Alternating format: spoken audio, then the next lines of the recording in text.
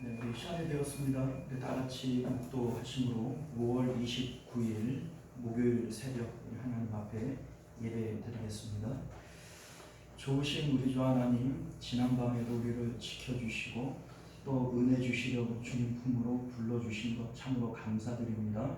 오직 하나님으로 인하여 기쁨을 누리는 시간 되게 하시고 하나님의 평강이 또 하나님의 기쁨이 우리 가운데 충만하도록 성령께서 역사하여 주옵소서. 드려지는 모든 기도와 간구가 주 앞에 상달되게 하여 주옵시고 하나님의 살아계심으로 인하여 또 하나님의 좋으심으로 인하여 오늘도 우리가 기쁨 가운데 돌아가도록 역사하여 주옵소서. 거룩하신 우리 주 예수님 이름으로 간절히 기도드리옵나이다. 아멘. 우리 사도신경 함께 고백드리겠습니다. 전능하사 천지를 만드신 하나님 아버지를 내가 믿사오며 그 외아들 우리 주 예수 그리스도를 믿사오니 이는 성령으로 잉태하사 동정녀 마리아에게 나시고 본디오 빌라도에게 고난을 받으사 십자가에 못 박혀 죽으시고 장사한 지 사흘 만에 죽은 자 가운데서 다시 살아나시며 하늘에 오르사 전능하신 하나님 우편에 앉아 계시다가 저리로서 산자와 죽은 자를 심판하러 오시니라. 성령을 믿사오며 거룩한 공예와 성도가 서로 교통하는 것과 죄를 사하여 주시는 것과 몸이 다시 사는 것과 영원히 사는 것을 믿사옵나이다. 아멘. 찬송가 486장 찬송가 486장 이 세상에 근심된 일이 많고 참 평안을 몰랐구나. 함께 찬송하겠습니다.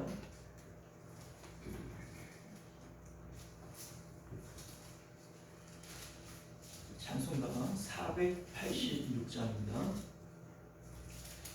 이 세상에 근심된 일이 많고 참 평안을 몰랐구나. 내 주 예수 나오라 부르시니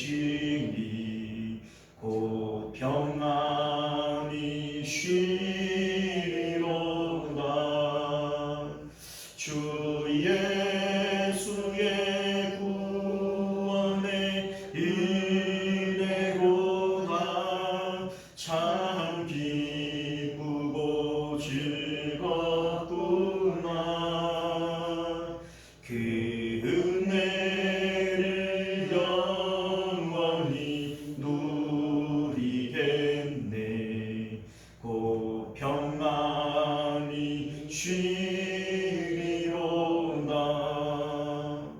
이 세상에 공고한 일이 많고 참 쉬는 날 없었구나.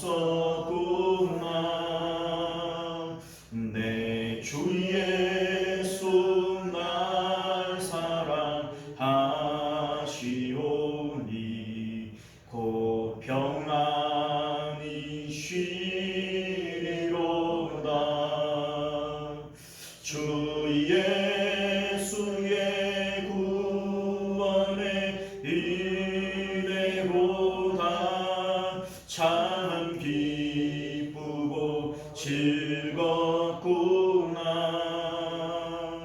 그 은혜를 영원히 누리겠네. 곧 평안이 쉬리로다. 이 세상에 죄악된 일이 많고 참 죽을 일 쌓였구나.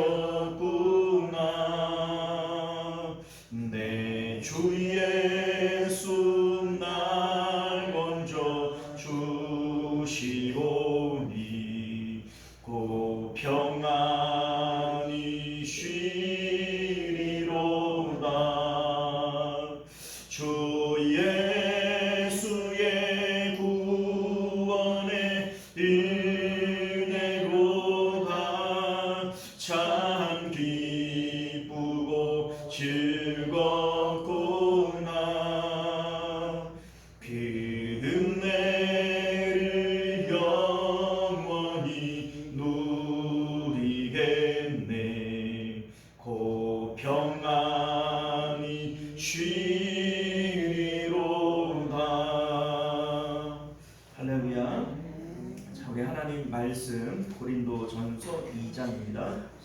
고린도전서 2장 1절에서 5절까지 말씀 우리 교독하여 읽겠습니다. 형제들아, 내가 너희에게 나아가 하나님의 증거를 전할 때에 말과 지혜의 아름다운 것으로 아니하였나니, 내가 너희 중에서 예수 그리스도와 그가 십자가에 못 박히신 것 외에는 아무것도 알지 아니하므로 작정하였습니다. 내가 너희 가운데에 거할 때에 약하고 두려워하고 심히 떨었노라. 내 말과 내 전도함에선 설득력 있는 지혜의 말로 하지 아니하고 다만 성령의 나타나심과 능력으로 하였다. 함께 했습니다.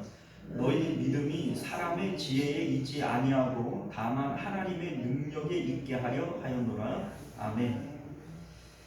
우리 함께 기도하겠습니다. 은혜로우신 우리 주 하나님, 우리가 오늘도 주님의 말씀을 깊이 있게 잘 깨달아 알게 하시고 그 진리 가운데 거하며 살아가도록 은혜 베풀어 주옵소서.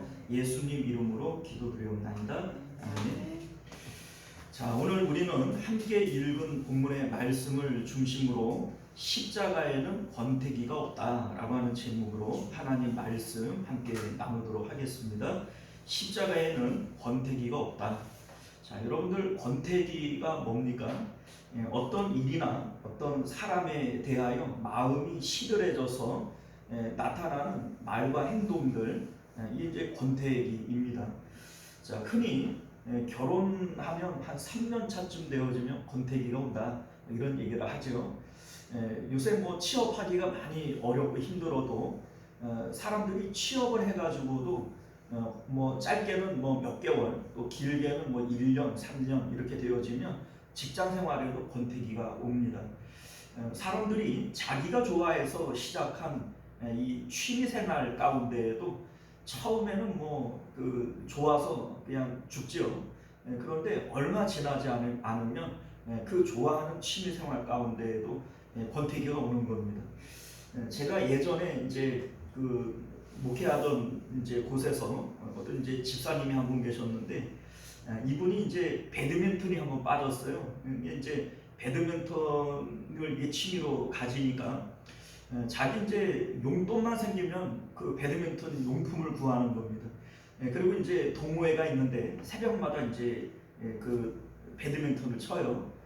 그런데 눈이 오거나 뭐 이렇게 하면은 배드민턴을 못 치잖아요. 그러니까 나가가지고 새벽 한 2시 막 이렇게 나가가지고 배드민턴장을 싹 썰어 놓는답니다. 그리고 이제 그 동호회하는 사람들에게 문자를 넣어서 내가 눈 다 썰어 놨으니까는 오늘도 다 나오라고 이런 문자를 넣었다는 거예요. 그런데 저랑 만났을 때는 그런 열정이 없었거든요. 자, 그러니까 사람이 뭐 자기가 뭐 죽고 못 살아서 하는 이 결혼이라 할지라도 내가 취업만 하면은 진짜 뼈를 묻겠다 이렇게 시작했던 직장 생활이라 할지라도 처음에는 자기 좋아서 그렇게 시작했던 이 취미 생활이라고 할지라도 반드시 권태기라고 하는 게 온단 말이죠. 자, 그런데 하나님께서는 우리가 신앙생활하면서 하나님과의 관계에 대해서는 권태기가 있으면 안 된다, 이렇게 말씀하시는 것 같아요. 왜냐하면 새 노래로 여호와를 찬양하라, 이 말씀은 우리가 언제나 새 마음으로 하나님을 찬양해야 되고 또 하나님을 대해야 된다, 이런 말씀의 의미가 될 것이고요. 너희가 첫사람을 잃어버렸다 이렇게 책망하시는 것은 첫사람을 잃어버리면 안 된다는 의미 아니겠어요? 여러분들 죽어 못 사는 남녀가 결혼을 해도 권태기가 오는데 어떻게 첫사람을 잃어버리지 않을 수 있겠어요, 그죠? 자, 그런 의미에서 우리가 보면 하나님께서는 우리에게 불가능한 것을 요구하는 것은 아닌가, 이런 생각이 들어요. 왜냐하면 사람이라고 하는 존재는 반드시 권태감을 느끼게끔 되어져 있는 그런 체질적 존재들 아닙니까? 그러한 우리들에게 너희는 첫사랑 잃어버리면 안 되고 늘 새 마음으로 하나님을 찬양해야 되고, 자, 이렇게 말씀하시면 야, 이거 뭐 가능한 얘기인가, 이런 생각이 들게 된다는 거죠. 뿐만 아니라 그런 생각을 가지고 우리가 성경을 보면 하나님께서는 처음부터 우리에게 불가능한 것들을 요구하시는 것들이 너무나 많다라고 하는 생각이 들게 됩니다. 자, 이를테면 항상 기뻐하라, 쉬지 말고 기도하라, 모든 일에 감사하라. 여러분들 이게 가능합니까? 우리가 좋은 일이 있으면 기뻐하고 또 나쁜 일이 있으면 울기도 하고 그러는 거지 어떻게 항상 기뻐할 수 있겠는가? 뭐 우리가 기도하다가 뭐 딴 일도 할 수 있는 거고 실수도 있고 그러는 거지 어떻게 항상 기도할 수 있겠는가? 살다가 보면 감사할 일도 있지만 때로는 답답하고 또 원망스러운 일도 있게 마련이지 모든 일에 어떻게 감사할 수 있겠는가? 이런 이제 의문도 들고 그렇게 요구하시는 하나님이 야속하게도 느껴지는 것이 사실인 거죠. 사람이 항상 기뻐하고 살면 그거 조금 미친 사람 같이 보여지지 않겠어요? 막 늘 사람들이 나는 좋다고 기쁘다고 해버리면 사람들이 볼 때 해프 보이지 않겠습니까? 또 우리 이제 하나님께서 원수를 사랑하라. 이거 가능할까? 또 마음과 뜻과 힘을 다해서 하나님만 사랑하라. 이것도 가능한 얘기인가? 우리 이제 생각을 해보면 하나님께서 우리에게 요구하시는 것들이 다 뭐 불가능한 것들을 우리에게 무리하게 요구하시는 것들이 아니냐 이런 생각이 들게 되는 거죠. 뭐 이를테면 하나님께서 너희는 뜨겁든지 차갑든지 해라 이런 말씀을 하실 때에도 이런 생각이 드는 거예요.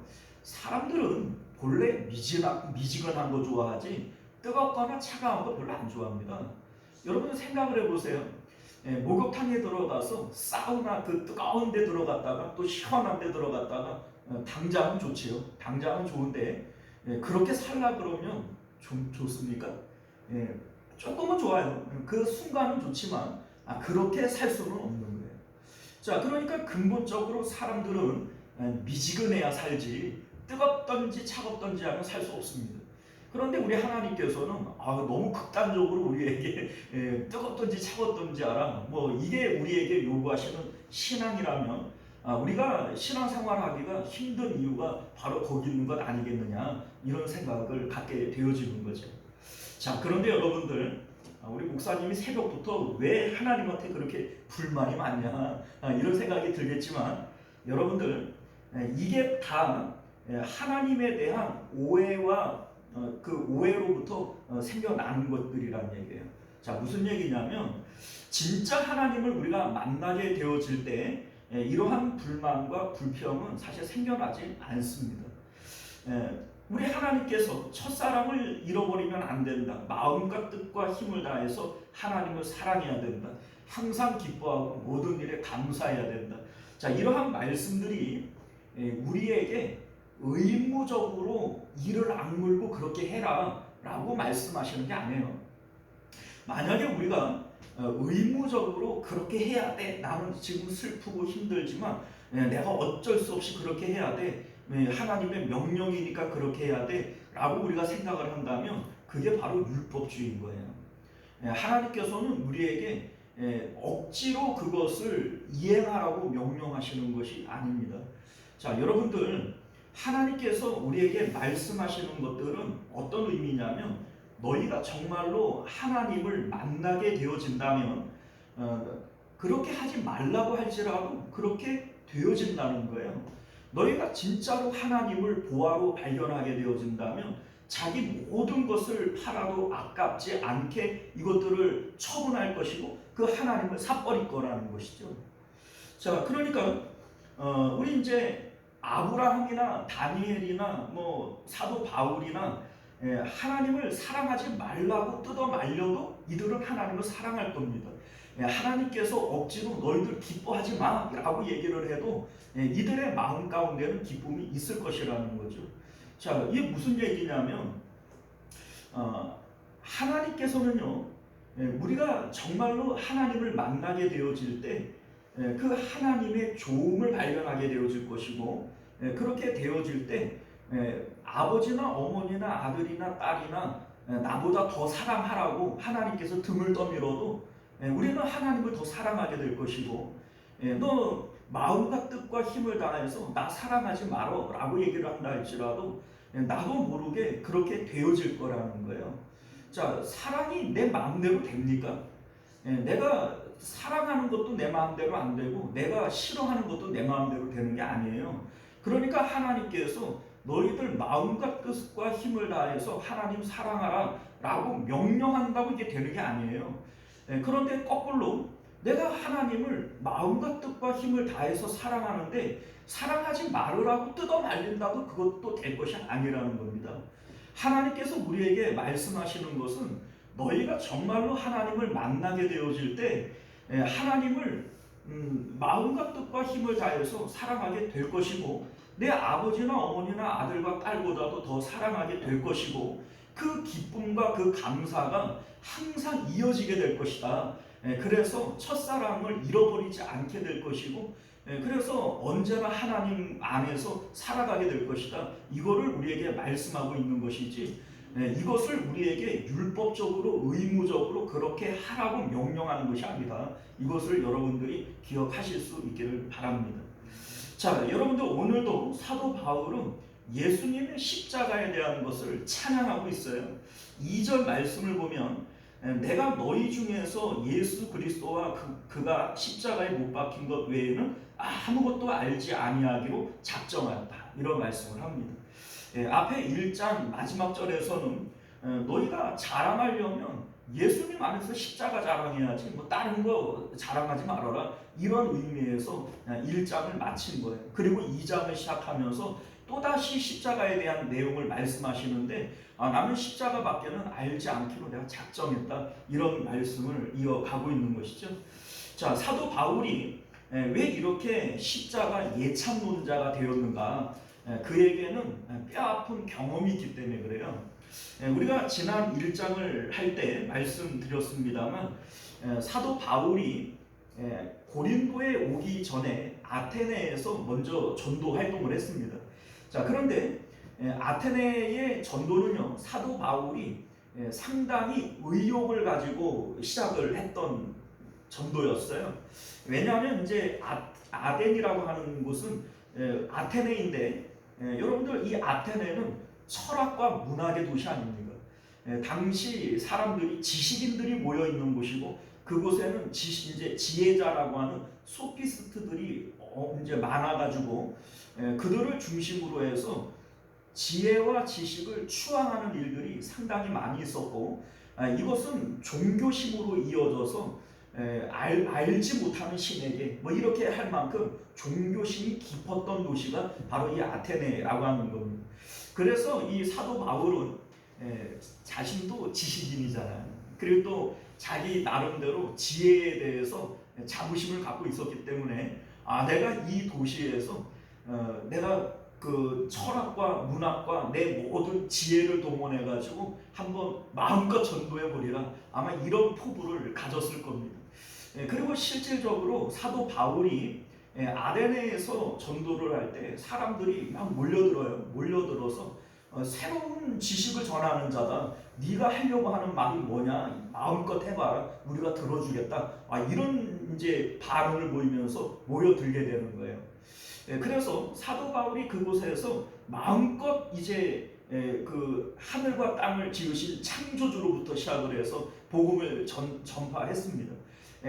예수 그리스도의 죽으심과 부활까지 그 모든 내용을 다 전파했는데 이 의외의 반응을 보이는 거예요. 이들이 들을 때에는 대단하다, 좋다 뭐 이런 얘기를 하는데 막상 전도가 안 되는 겁니다.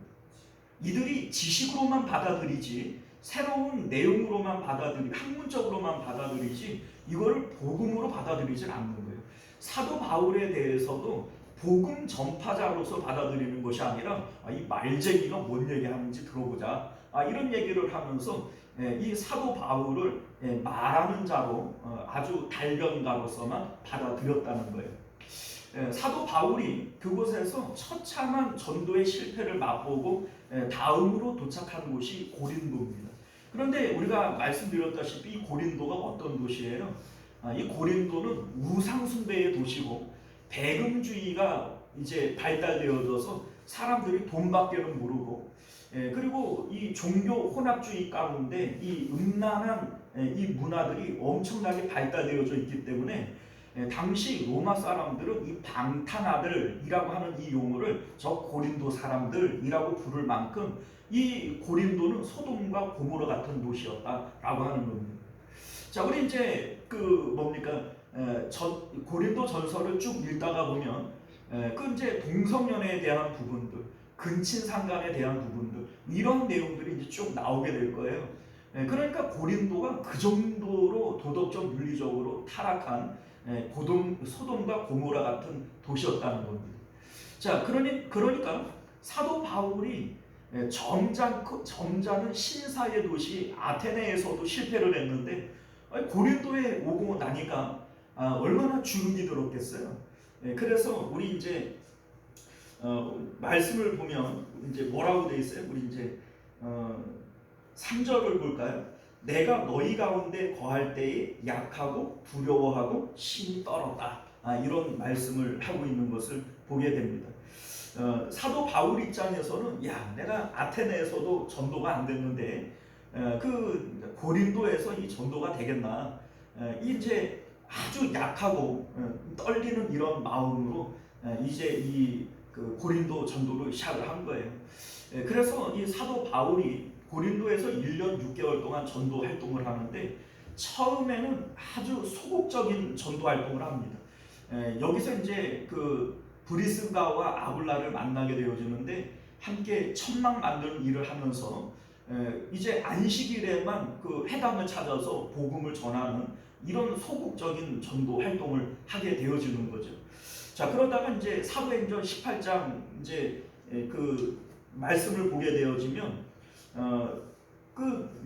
이제 그 마게도냐로 보냈던 실라와 디모데가 돌아오는데 그들이 이제 마게도냐에 있는 뭐 빌립보라든지 데살로니가라든지 이런 교회에 있는 사람들이 복음을 붙들고 십자가 복음으로 성령으로 충만하더라.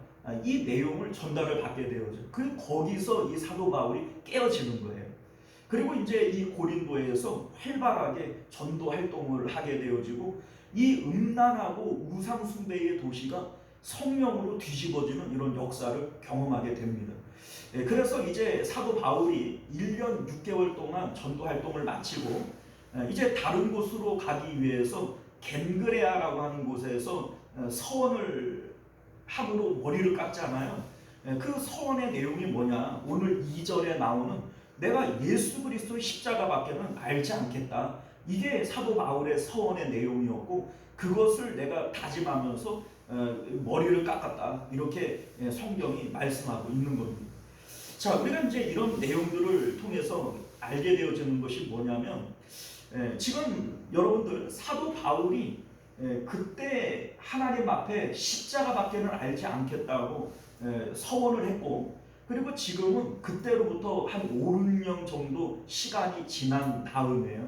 지금까지 사도 바울은 그 서원의 내용, 그 결단의 내용을 지켜오고 있었을 겁니다. 그리고 지금 이 고린도 전서를 쓰면서 다시 한번 확신에 차서 십자가에 대한 얘기만을 지금 계속 전하고 있는 거예요. 왜냐하면 사도 바울은 이 십자가의 능력을 진짜 체험을 했거든요. 이 십자가가 하나님의 지혜요, 하나님의 능력이라는 겁니다. 매일매일 날마다 내가 죽노라 이 십자가를 붙들고 있을 때 하나님의 놀라우신 은혜와 능력들이 물밀듯이 이 사도 바울 안으로 들어오는 거예요. 이것을 체험하고 나니까 사도 바울이 이 빠른 얘기로 이론으로서 이 얘기를 하는 게 아닙니다.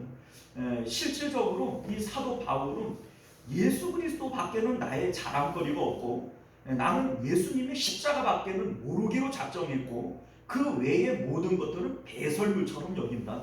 이게 사도 바울의 진정한 고백인 겁니다. 자, 여러분들 사도 바울이 앞서 우리에게 이런 말씀을 했어요. 내가 너희에게 복음을 전할 때 말의 지혜로 하지 않고 십자가의 말로 했다. 십자가의 도로 너희들을 가르쳤다. 오늘 1절과 4절에도 동일한 말씀을 하고 있습니다. 자, 우리 1절 말씀을 보면 뭐라고 얘기를 해요? 우리 이제 1절에 보면요. 형제들아 내가 너희에게 나아가 하나님의 증거를 전할 때 말과 지혜의 아름다운 것으로 하지 아니했다. 자, 말과 지혜의 아름다운 것으로 하지 않았다는 거예요. 뭐 말로, 좋은 말로, 감동적인 말로 너희들에게 복음 전할 수 있지만 나 그거 안 했다는 겁니다. 자, 그리고 4절도 보면요, 내 말과 내 전도함이 설득력 있는 지혜의 말로 하지 아니하고, 자, 이러한 어떤 세상적인 논리나 이론이나 아름다운 감동적인 이러한 말로 전도를 하지 않은 이유가 뭡니까? 사도 바울이 못해서가 아니에요. 아데네에서 그거를 해봤는데 철저히 실패했기 때문에 안 하는 거예요. 그리고 이곳에서는 오직 사람들이 볼 때 미련해 보이고 또 사람들이 볼 때 그 뭡니까 꺼리는 것이 되어지는 이 십자가 복음만을 전했다는 겁니다. 자, 왜냐하면 그 십자가 복음에만 성령의 능력이 있기 때문이다. 이렇게 4절에서 말씀하고 있는 겁니다. 자, 여러분들, 우리의 신앙생활은 이론에 있는 게 아니에요. 오직 그 뭡니까 하나님 예수 그리스도와 함께 내가 십자가에 죽을 때 하나님을 우리가 체험하는 데에서 이게 복음의 진수가 있는 겁니다. 자, 우리 이제 오늘 1절 말씀을 보면요, 하나님의 증거를 전한다 이렇게 되어 있어요. 하나님의 증거를 전한다. 내가 너희에게 나아가 하나님의 증거를 전할 때에 이렇게 되어 있죠. 자, 여러분들, 하나님의 증거가 뭡니까? 하나님의 증거. 자, 하나님의 증거는 하나님이 계시다라는 증거이고 하나님이 좋은 분이라고 하는 증거예요. 그러니까 하나님에 대한 증거는 하나님의 있음과 하나님의 좋음에 대한 이 증거를 제시를 한다는 겁니다. 자, 우리 이제 히브리서 11장 6절을 보면 믿음에 대해서 뭐라고 얘기해요? 믿음이라고 하는 것은 하나님이 살아계신 것과 자기를 찾는 자들에게 상 주시는 좋은 하나님인 거, 이거 믿어야 되는 거다. 이게 믿음의 실체라고 하는 거예요. 자, 그러니까 사도 바울이 이제 사람들에게 이 복음을 전할 때 하나님의 증거를 전한다라고 하는 것은 하나님은 반드시 계시고 그리고 이 하나님은 좋은 하나님이다라고 하는 것을 증거하는 거예요. 이게 복음 전파입니다. 자, 그런데 우리가 만약에 하나님을 스스로 하나님께서 자기 자신을 우리에게 드러내 보여주신다면 이 하나님의 있음과 좋음을 부정할 수 있는 사람은 아무도 없을 거예요. 이 세상에 총 인구가 한 80억 명 정도 된다고 그래요. 이 세상의 80억 인구 가운데 정말로 하나님의 영광을 직접 본다면 모든 사람들의 마음이 하나님께 빨려 들어가고 말 겁니다. 자, 예를 들어서 변화산에서 예수님께서 변화되어지는 모습을 제자들이 봅니다. 아주 조금 보여주는 것이죠. 그런데 이 제자들의 마음이 예수님에게 쏙 빨려 들어가서 산 아래의 세상 일들을 다 까먹고 말아요. 모든 일들을 다 까먹고 말아요. 여기가 좋사오니 여기서 살고 싶다는 거예요. 이게 바로 하나님의 영광을 본 사람들의 반응이라는 거죠.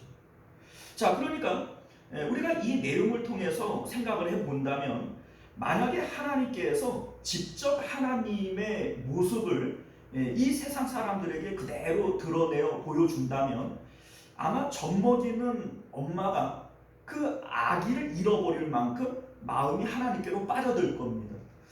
사업하는 사장님이 자기 사업에 대한 일들은 까맣게 잃어버릴 만큼 하나님께 마음이 빨려 들어갈 거예요. 정치하는 대통령이라고 할지라도 정치적인 이 세상 일들은 까맣게 잃어버리고 하나님께 마음이 빨려 들어가게 될 겁니다. 변화산에서 우리에게 보여주시는 것이 바로 그거예요. 너희가 하나님의 영광을 본다면 그 마음이 하나님께 빨려 들어가게 될 것이다 라고 하는 것이죠.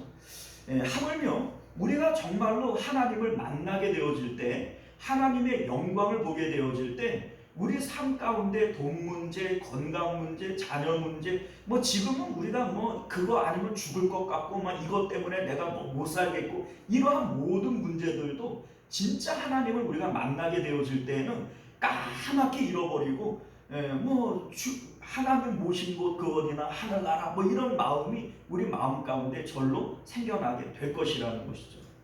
자, 그런데 여러분들 문제가 뭐냐면 산 아래로 내려온 제자들은 산 위의 일들을 까맣게 또 잃어버려요.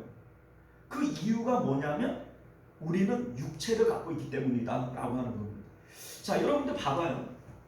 변화산에 예수님께서 모든 제자들을 데리고 간 게 아니라 베드로와 야고보와 요한을 데리고 갑니다. 이들은 산 위에서 예수님이 빛으로 변화되어지는 이 낙원을 맛본 것이고 하나님을 맛본 거예요. 그렇죠?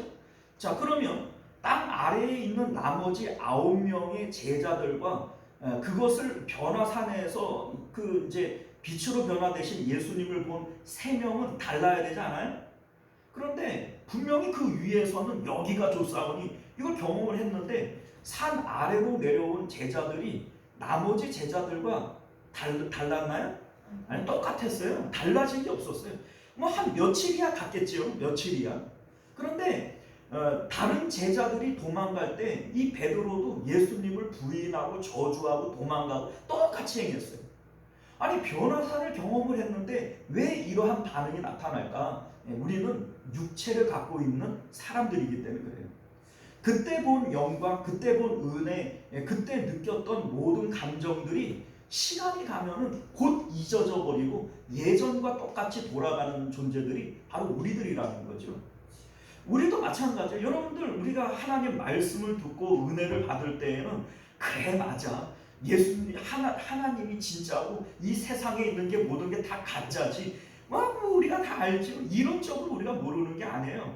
들을 때는 아멘 아멘 하죠. 그런데 내 삶에 돈 문제가 조금만 생겨도, 건강 문제가 조금만 생겨도, 꿈자리가 조금만 뒤숭숭해도 그냥 마음이 거기에 확 빠져 들어가는 게 이게 우리들 아닙니까? 우리만 그런 게 아니라 제자들도 그랬다는 거예요.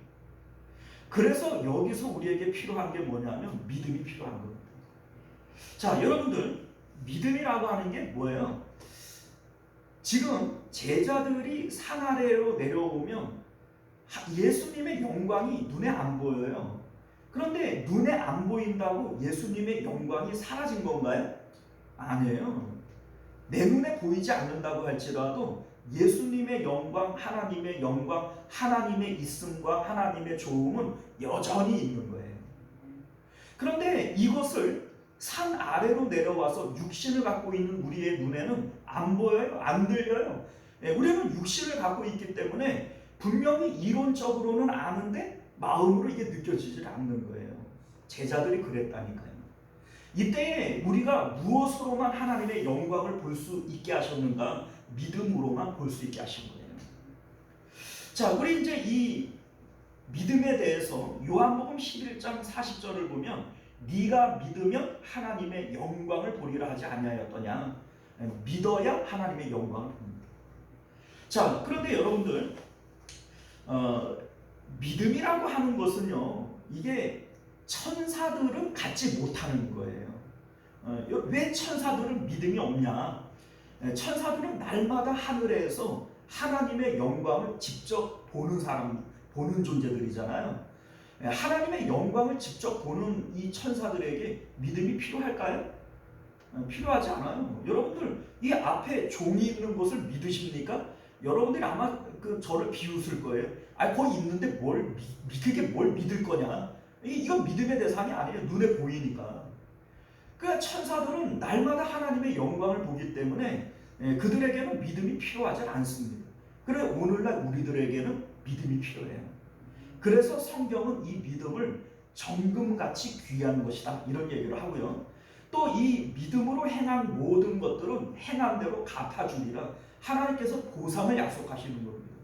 자, 이 믿음이 우리 이제 장차 너희가 예수님과 함께 왕노릇하리라, 이렇게 약속하시는 이유도 믿음을 근거로 약속하시는 것이고, 우리 이제 6장에 가보게 되어지면 6장 3절에 우리가 장차 천사들도 판단할 것을 알지 못하느냐, 우리의 지위가 천사보다 더 높아질 수 있는 이유도 바로 이 믿음이 있기 때문에 그런 거예요. 믿음이 아니라면 천사들보다 우리가 우월할 것이 아무것도 없는 겁니다. 하나님께서는 이 세상 가운데 보이지 않는 하나님의 있음과 조음을 오직 믿음을 통해서만 보도록 하신 거예요. 자, 그런데 이 믿음이라고 하는 게 뭡니까? 우리가 믿는다라고 얘기를 할 때 이 믿음이라고 하는 것은 십자가에서 죽으신 예수님과 나를 동일시해서 내가 십자가에서 죽었습니다 라고 고백하는 게 이게 믿음이에요. 그러니까 이 십자가를 통해서만 우리는 하나님을 경험할 수 있고 하나님의 영광을 볼 수 있는 겁니다. 자, 사도 바울이 왜 이렇게 십자가 예찬론자가 되어졌는가? 사도 바울은 나는 십자가 외에는 이제 알지 않기로 작정했다. 그리고 이제 5, 6년을 지내면서 십자가만을 붙들고 살았어요. 그런데 이 십자가만을 붙들고 살아가면서 하나님의 높은 그 은혜를 깨닫게 되어지는 거죠. 여러분들, 왜 십자가에는 권태기가 없는 줄 아세요? 10년 전에 믿었던 그 예수님보다 십자가로 날마다 자기 십자가를 지고 주님을 따라가다가 보면 하나님과 더 친밀하게 되어지고 어제의 하나님보다 오늘의 하나님이 또 다른 모습이에요. 오늘의 하나님보다 내일의 하나님이 또 다른 모습으로 우리가 만날 수 있는 겁니다. 그래서 이 사도 바울이 이런 얘기를 하잖아요. 내가 지금이라도 죽어서 그리스도와 함께 되고 싶다. 나 그렇게 하고 싶다. 여러분들, 이것이 사도 바울이 입 바른 얘기로 하는 얘기가 아닙니다. 정말로 십자가를 붙들고 날마다 하나님을 경험하고 하나님과 친밀한 이 경험을 하다가 보면 이 세상에 대해서 관심이 없어지는 거예요. 세상에 대해서는 뭐 이렇게 돼도 그만이고 저렇게 돼도 그만이고 여기에 대해서 전혀 관심이 없는 세상 밖의 사람이 돼버리고 말아지는 것이죠. 자, 여러분들, 사랑의 원자탄이라고 하는 이제 주인공으로 알려진 우리 손양원 목사님 아실 거예요. 이 손양원 목사님이 시를 한 편 쓰셨는데 제목이 예수 중독자입니다. 이런 내용이에요. 나 예수 중독자가 되어야 하겠다. 술 중독자는 술로만 살다가 술로 인해 죽게 되는 것이고, 아편 중독자는 아편으로 살다가 아편으로 인해 죽게 되나니 우리도 예수 중독자가 되어 예수로 살다가 예수로 죽자. 여러분들, 손양원 목사님이 이거 사람들한테 들으라고 입 바른 얘기로 하는 걸까요? 아니에요. 십자가를 붙들고 하나님을 경험하면 경험할수록 예수 그리스도는 우리에게 아편과 같은 존재가 되는 거예요. 주님 없이는 못 살겠고, 주님 때문에 내가 오늘도 기쁘고 항상 기뻐하라? 이게 억지로 되어지는 것이 아니라 예수님을 붙들고 날마다 십자가에서 죽는 자들에게는 예수님이 아편처럼 예수님만 생각하면 좋은 거예요. 이게 바로 손양원 목사님의 고백이고 사도 바울의 고백이었다는 것이죠. 사랑하는 성도 여러분, 이제 말씀을 맺도록 하겠습니다. 예수님을 믿는 것은 이론적인 것이나 지식적으로 아는 것이 아니에요. 실질적으로 십자가를 통해서 하나님 안으로 들어가는 것이 이게 복음입니다. 우리가 하나님 안으로 들어가게 되어질 때에 우리는 하나님을 더 깊이 있게 경험할 수 있게 되어져요. 하나님은 깊은 바다와 같아요. 그 얕은 물가에 있지 말고 더 깊은 물가로 들어가라. 우리 주님께서 말씀하시는 것처럼 우리가 십자가를 통해서 하나님을 더 깊이 경험할 수 있게 되어지는 것이죠. 자, 여러분들, 그럴 때 우리가 여기가 좋사오니 하나님을 경험하게 되어지고 하나님만으로 만족하게 되어지는 거예요. 그것이 바로 십자가를 통해서만 가능하다는 것이죠. 왜 십자가에는 권태기가 없는가? 사도 바울이 말의 지혜로 하지 아니했다 이렇게 말씀하고 있어요. 말의 지혜라고 하는 것은 이론적인 것이고 지식적인 것을 얘기를 합니다. 자, 우리가 지식적인 것으로 이 복음을 받으면요, 십자가 얘기를 듣다가 보면 권태기가 와요. 우리 목사님 오늘도 또 십자가래. 아우 지겨워 죽겠어. 맨날 십자가래. 아니, 그거 다 알고 있는 내용인데 뭘 십자가를 맨날 그 얘기를 해. 그거 다 아는 내용인데. 여러분들, 그게 내가 십자가를 말의 지혜로 배웠기 때문에 그래요. 정말로 십자가를 복음으로 들은 사람들은 이 십자가 얘기만 나와도 마음이 설레고 이 십자가 얘기만 들어도 마음이 기쁜 거예요. 내가 주님으로 인하여 살고 싶고 주님으로 인하여 죽고 싶고 이 십자가 내용만 나와도 마음이 벅차오르고 이게 진짜로 복음 받은 사람들인 것을 믿으실 수 있기를 바랍니다. 기도하겠습니다. 존귀하시고 은혜로우신 우리 주 하나님, 오늘날 우리들은 이 복음을 자꾸 이론으로만 사람의 지혜로만 받으려고 합니다. 그렇게 할 때 나타나는 것이 십자가에 대한 권태감입니다. 십자가 날마다 그 십자가 이제는 지겨워 죽겠네. 이미 다 알고 있고 들어서 이미 다 아는 내용인데 뭔 놈의 십자가를 맨날 얘기하나. 우리 하나님, 십자가를 이론으로 받은 사람들은 십자가의 권태감이 느껴질 수밖에 없습니다. 그러나 이 십자가를 복음으로 받은 사람들은 십자가로 살고 싶고 십자가로 죽고 싶고 내가 십자가 밖에는 알지 않기로 작정했고 내가 십자가 중독자가 되어져야 되겠다고 그렇게 고백하는 것임을 우리로 깨달아 알게 하여 주옵소서. 나는 이 십자가를 이론으로 지혜로 받았습니까? 아니면 정말 복음으로 이 십자가를 받았습니까? 우리 하나님, 오늘 나의 십자가를 돌아볼 수 있도록 은혜 베풀어 주옵소서. 거룩하신 우리 주 예수님 이름으로 간절히 기도드리옵나이다. 아멘. 주기도문으로 예배를 마치겠습니다. 하늘에 계신 우리 아버지여, 이름이 거룩히 여김을 받으시오며 나라가 임하시오며 뜻이 하늘에서 이룬 것 같이 땅에서도 이루어지이다. 오늘 우리에게 용할 양식을 주시옵고 우리가 우리에게 죄 지은 자를 사하여 준 것 같이 우리 죄를 사하여 주시옵고 우리를 시험에 들게 하지 마시옵고 다만 악에서 구하시옵소서. 나라와 권세와 영광이 아버지께 영원히 있사옵나이다. 아멘. 자, 우리 계속해서 함께 기도하실 때 먼저는 말씀을 기억하시며 기도하실 수 있기를 바라겠고요. 또 우리 환우들을 위해서 특별히 기도해 주시기를 부탁드리겠습니다. 우리 주여 한번 외치고 기도합니다. 주여, 은혜로우신 우리 주 하나님, 우리가 오늘도 주님의 복된 말씀 우리 함께 나누었습니다. 이 말씀